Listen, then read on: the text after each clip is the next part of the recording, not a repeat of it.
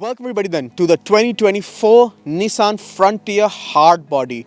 Well, the Frontier's been on the market for a while, but what is the hard body? Well, older folks will remember the hard body name from the 80s. Nissan used to make a truck called the hard body, and this Frontier is a tribute to the older version. There's lots of small elements here and there that will certainly remind you of the original hard body. Let's see how this mid-sized truck is.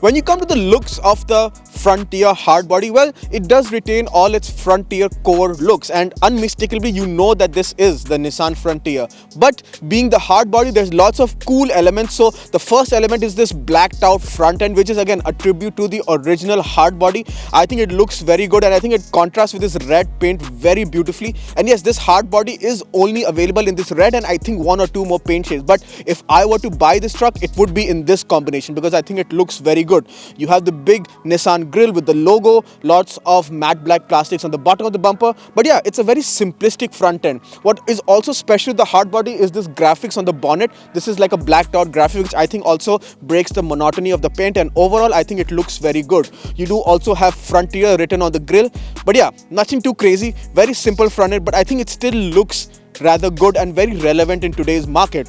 When you come to the side of the truck is again when you notice that this is a mid-size truck, but there's also some more retro elements that would remind you of the original hard body. Firstly are these wheels. I think these wheels look really good. They stand out. They're not the most blingest of designs that are available in the market today, but these simple throwback retro look, I think it adds a lot of personality to the side profile of the truck. You do also have metal sliders on the door, so not a proper side step. I think it's a bit too thin for my liking. It's actually very difficult to use it as a side step to get into the truck. I just get into the truck without using that. You do also have sort of like a support on the bed, which is also a throwback to the original hard body. Elements like this here and there definitely make sure that this Frontier stands out compared to the other variants on sale. Otherwise, not too crazy, not too many cuts and creases, a bit of a boxy outlook if I might say, and it's not too bad. Again, Nissan didn't have to change too much. It's just a regular Frontier with some minor additions to make sure that it stands out on the road. When you come to the rear of the Frontier hard body, after adoring the side profile and all the retro elements, you'll notice that there are some more retro elements on the tailgate, like the decal. I think it looks pretty good, and as I said, I think it breaks the monotony of the red paint. I think it stands out, and it definitely stands out compared to a regular Frontier. The hard body is based on the base model of the Frontier with some minor upgrades for the interior and the equipment, and obviously all the retro hard body bits. I think it looks very, very good. When you come to the rear, you'll also notice that the bumper has a mixture of matte black and gloss black. So the edges of the bumper are gloss black, and on the central part where I can actually stand up and get onto the bed, that's matte black. And that's understandable because gloss black will get scratched up and it will show wear and tear much more. The tailgate also has some decals. So as I said, the Nissan logo is embossed on the decal. You have Frontier embossed on the bottom part of the tailgate, which I think is a very neat design element. And without taking up too much space with badges, you still have the information that people need to see when they want to identify what truck this is. Since this is a truck, you can obviously open the bed and it's damped. So if I open it, it doesn't come slamming down, but it does take its sweet time, and it's nice. It's damped. The bed is very long. Some mid-size trucks have a bigger cabin space but a smaller bed. I feel the Frontier has a smaller cabin space but a much bigger bed, and you can put in lots of stuff. And this does look like a work truck, and I think this can take a lot of your work equipment if you really need to.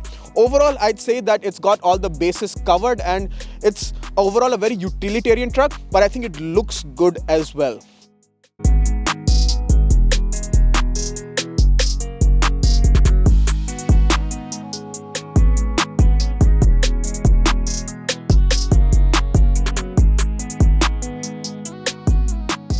Now on the inside of the Nissan Frontier hard body, and as you can see, it's a very bare basic utilitarian truck. And yes, this is based on the lowest variant of the Frontier, and that shows in some of the hard plastic bits inside. But I would say it's actually not that bad, especially with regards to the price this truck is sold at.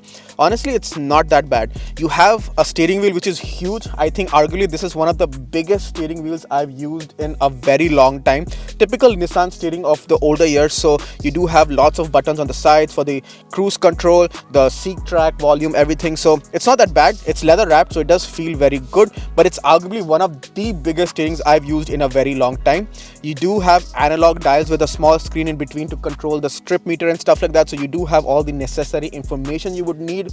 You have a small screen on the center. As you can see, there is a potential for a bigger screen, and I think that's reserved for the top models of the Frontier, but it's not bad. It does have wireless CarPlay. The resolution isn't that bad. The touch response is, again, decent for the price. You do have hard buttons for the seat track, volume, the AC control, which is a good dual zone, which is again commendable, but it's very nice. You have physical buttons for the heated seats, the heated steering, the parking sensors, and you do have a Type C and a Type A port.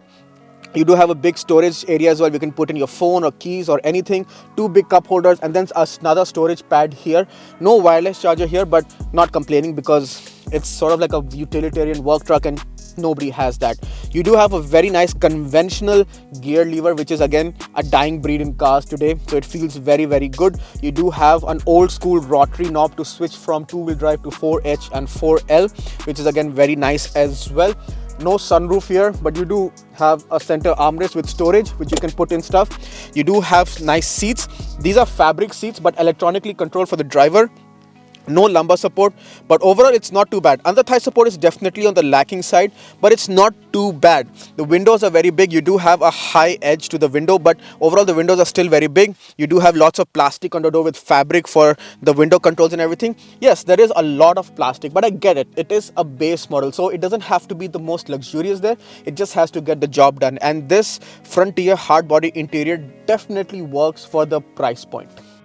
I'm now in the rear of the Frontier. As you can see, it's not the most comfortable place to be. The doors have a very narrow opening to get in and get out. The side step is also pretty much non-existent, so you'd literally have to climb in. Shorter people will find it a big challenge to get in. Once you are in, legroom is not too bad. This driving seat is for my driving height. There's tons of place to tuck in my feet. Headroom is really not an issue. Knee room is also not an issue, but everything else might be a bit of an issue. I think the backrest is way too upright, like you're literally sitting upright. There is literally no under thigh support. It's non-existent. Lots of hard plastics on the door. The windows are decently big, so there is enough light, but there is no sunroof. But again, the sunroof is not a deal breaker. The transmission hump isn't that tall, but there is no middle headrest, so the third passenger is not welcome here.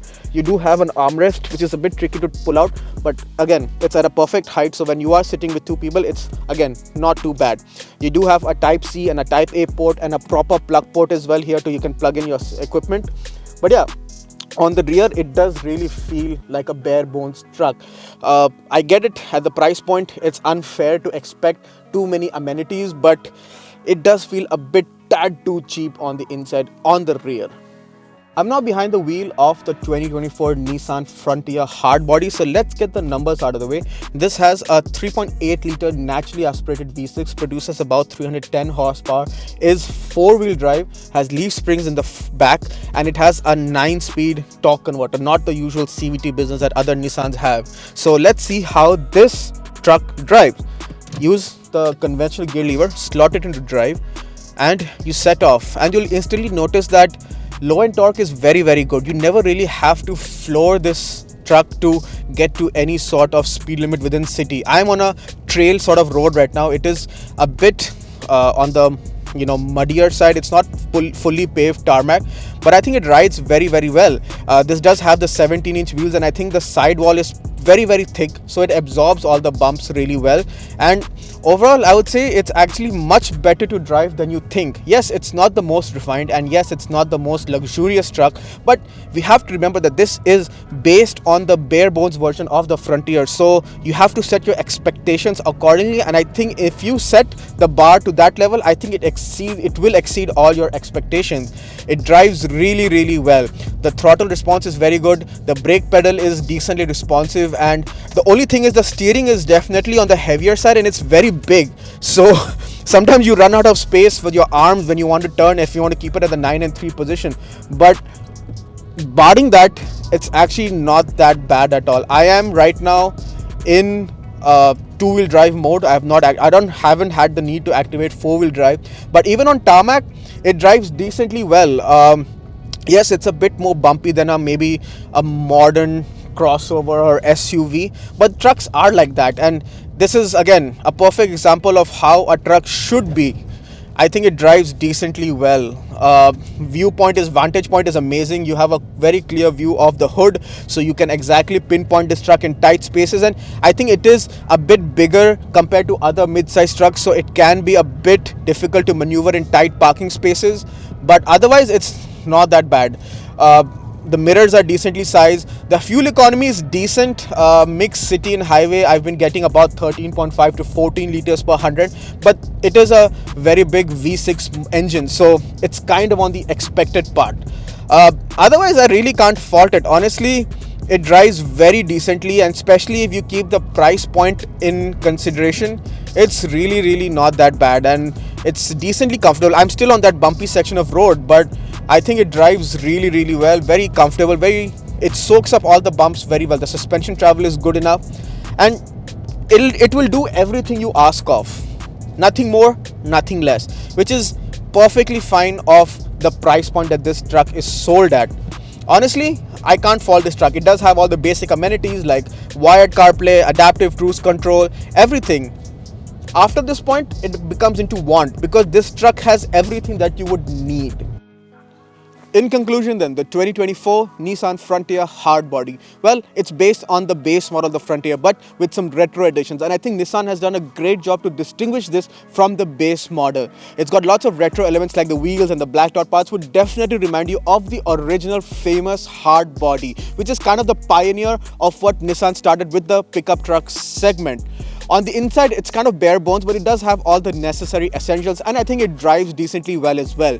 It's got a big bed as well. We can load lots of stuff. You can put in your tools, lots of stuff you can carry, and I think that's what this truck is originally meant for the hard-working person that needs to carry a lot of load most of the times. I think at $52,000 Korean for this Frontier hardbody, I think you're getting a lot of truck for the money, because overall vehicles have become really expensive in the market today. So to find a vehicle or a truck that can do lots of manual labor related stuff and still perform really well, I think it's a pretty good value for money proposition in the market today. I mean, at $52,000, I don't think there is any other compact truck that retains this retro value yet drives well and does all the hard work so easily. So kudos to Nissan for pricing it competitively and also making sure that this hard body version stands out on the road compared to other mid-sized trucks.